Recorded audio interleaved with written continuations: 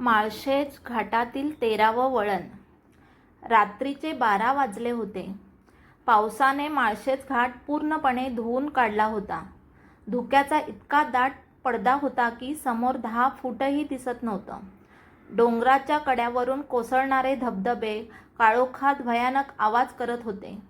घाटातून जाणारा रस्ता जवळजवळ रिकामा होता, पण त्या रात्री एक काळी SUV वेगाने घाटाकडे येत होती.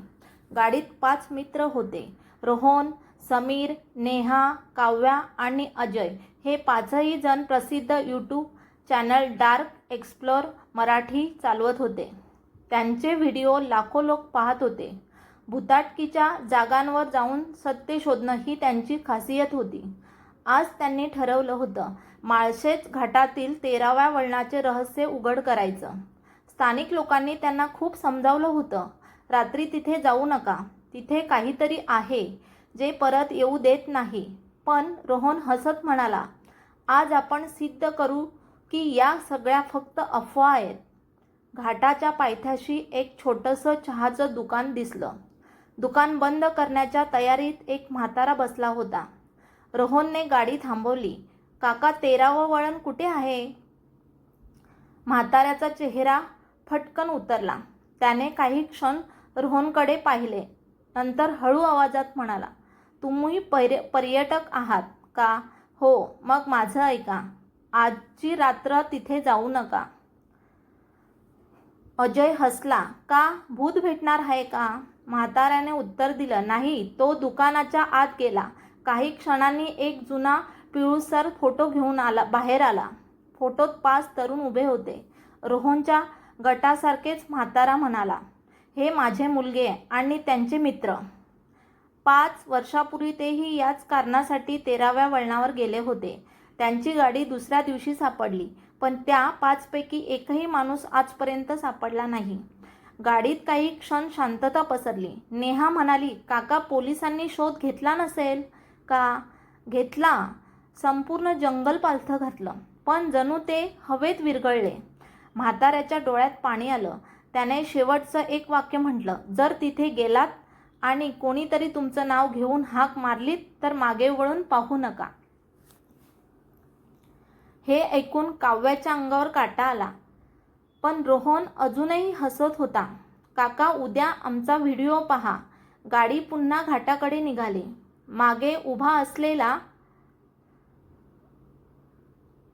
म्हातारा मात्र हात जोडून त्यांच्या गाडीच्या मागे पाहत राहिला. जणू त्याला माहीत होतं ही भेट शेवटची आहे. सुमारे 20 मिनिटांनी गाडी एका मोठ्या फलकाजवळ थांबली. त्यावर लिहिलं होतं, 13वे वळण, पुढे 500 मीटर. रोहनने कॅमेरा सुरू केला. मित्रांनो, आम्ही आत्ता त्या जागेवर पोहोचत आहोत जिथे अनेक लोक बेपत्ता झाल्याचा दावा केला जातो. अचानक कॅमेऱ्याच्या स्क्रीनवर विचित्र रेषा उमटू लागल्या. आवाजात तुटू लागला आणि कोणाचाही आवाज नसताना रेकॉर्डिंगमध्ये एक वाक्य ऐकू आलं, परत जा. सगळे एकमेकांकडे पाहू लागले. समीरने कॅमेरा बंद करून पुन्हा सुरू केला. सगळं पुन्हा सामान्य झालं.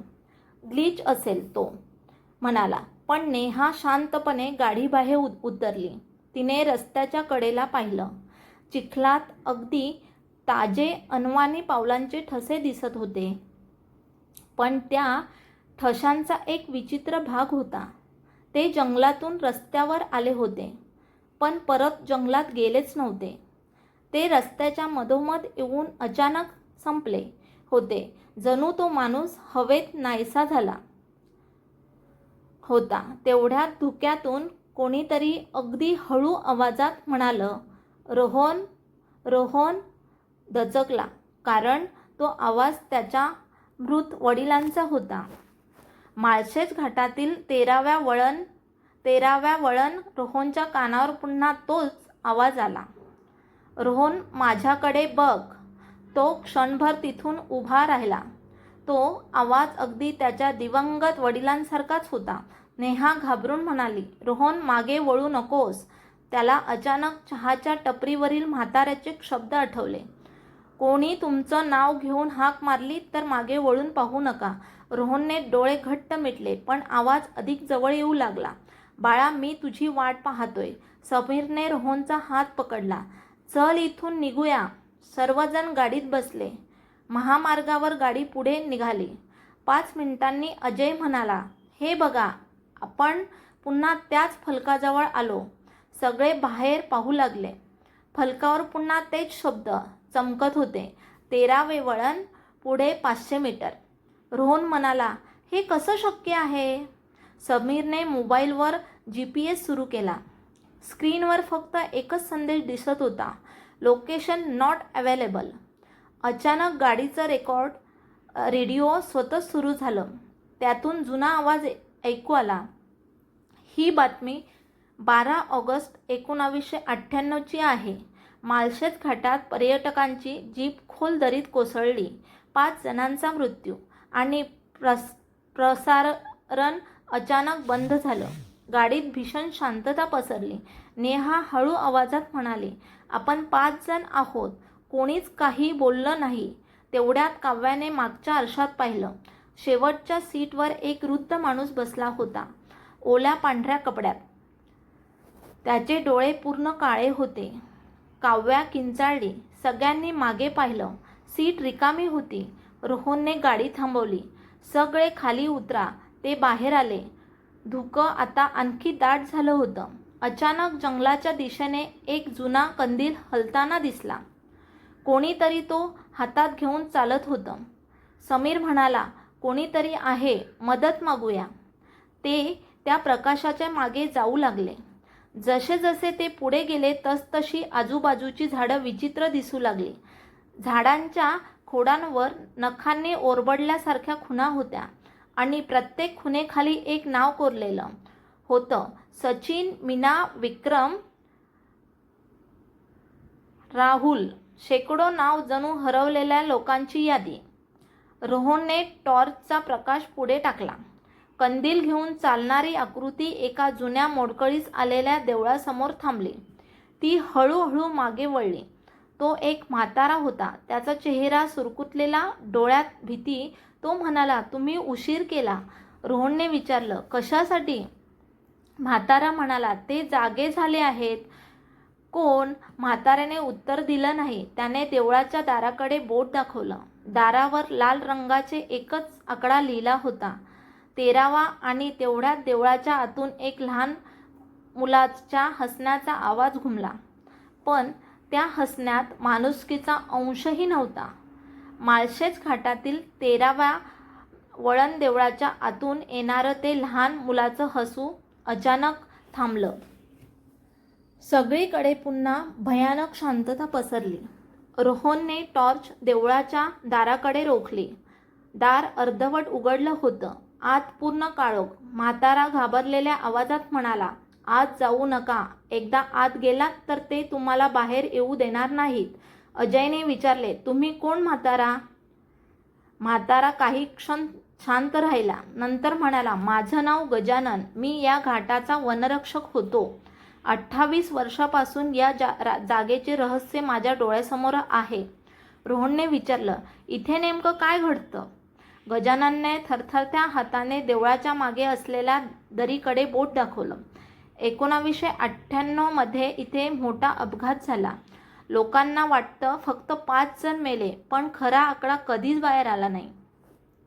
त्या रात्री 13 जण गायब झाले होते. हे ऐकताच सगळ्यांच्या अंगावर काटा आला. नेहा म्हणाली, मग पोलीस? गजानन हसला. ते हसून विचित्र होतं. जे शोधायला आले त्यांनाही काही दिसलं नाही, कारण हे जंगल जे दाखवायचे तेच दाखवत. अचानक देवळाच्या आत एक दिवा स्वतःच पेटला. मिणमिणता प्रकाश बाहेर पडला. समीरने कॅमेरा चालू केला. स्क्रीनवर सगळं व्यवस्थित दिसत होतं, पण कॅमेऱ्याच्या स्क्रीनमध्ये एक अतिरिक्त आकृती दिसत होती. रोहनच्या अगदी मागे एक उंच काळी सावली उभी होती. समीर ओरडला, रोहन मागे. रोहनने वळून पाहिले. तिथे कोणीच नव्हतं. पुन्हा कॅमेऱ्याकडे पाहिलं. सावली अजूनही तिथेच होती. यावेळी ती हळूहळू रोहनच्या खांद्यावर हात ठेवताना दिसत होती. रोहनच्या शरीरात थंड शिरशिरी पसरली. त्याला खांद्यावर कुणीतरी स्पर्श केल्याचा स्पष्ट भास झाला. तो घाबरून पुढे पळाला.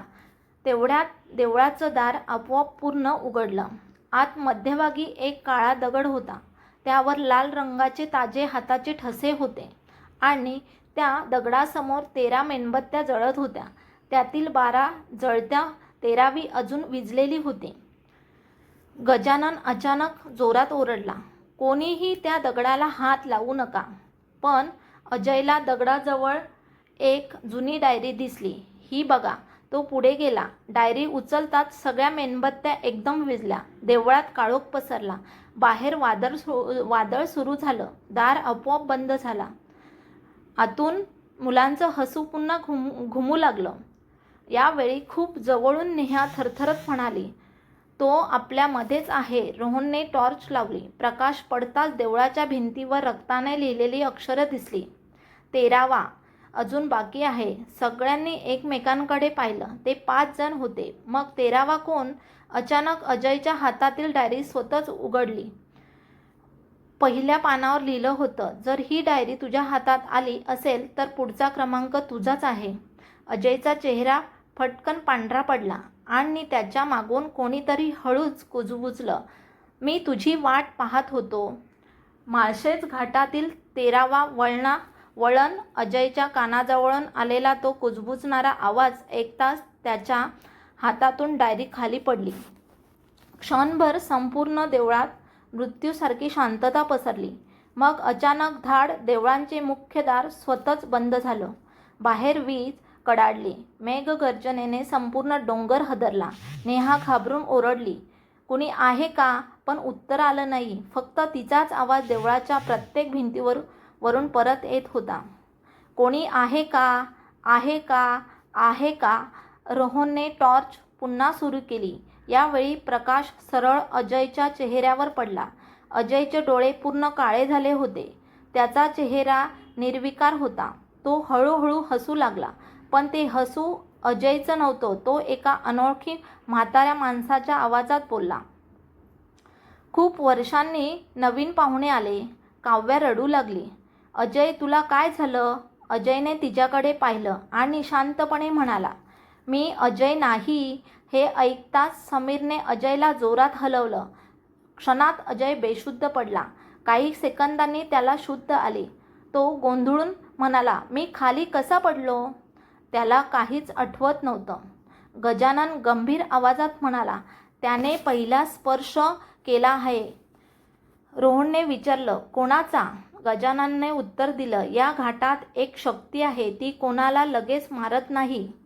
ती आधी त्याच्या मनात शिरते, मग त्याला त्याच्या भीतीनेच संपवते. अचानक डायरीचं पान स्वतःच फडफडू लागली. शेवटचं पान उलगडलं. त्यावर एक फोटो होता. रोहनने फोटो उचलला आणि त्याच्या हातून तो खाली पडला. कारण त्या फोटोत रोहन, समीर, नेहा, काव्या आणि अजय उभे होते.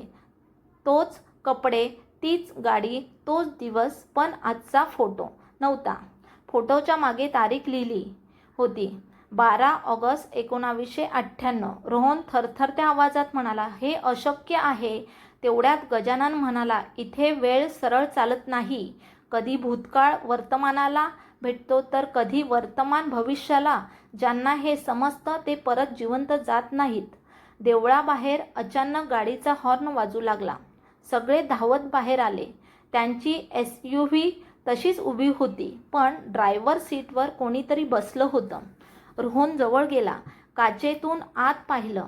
आत तो स्वतःच बसलेला होता. त्याच्यासारखाच चेहरा, त्याच कपड्यात.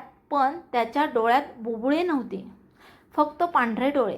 त्या दुसऱ्या रोहनने हळूहळू मान वर केली आणि काचेवर बोटाने एक आकडा लिहिला, 13. त्याच क्षणी संपूर्ण घाटात एक भयानक किंकाळी घुमली.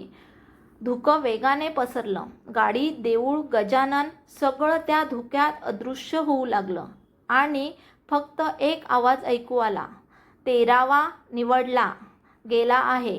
रोहनने घाबरून मागे पाहिलं, पण त्याचे 4ही मित्र अचानक गायब झाले होते. तो त्या काळोख्या घाटात पूर्णपणे एकटाच उभा होता. पुढचा भाग पाहण्यासाठी चॅनलला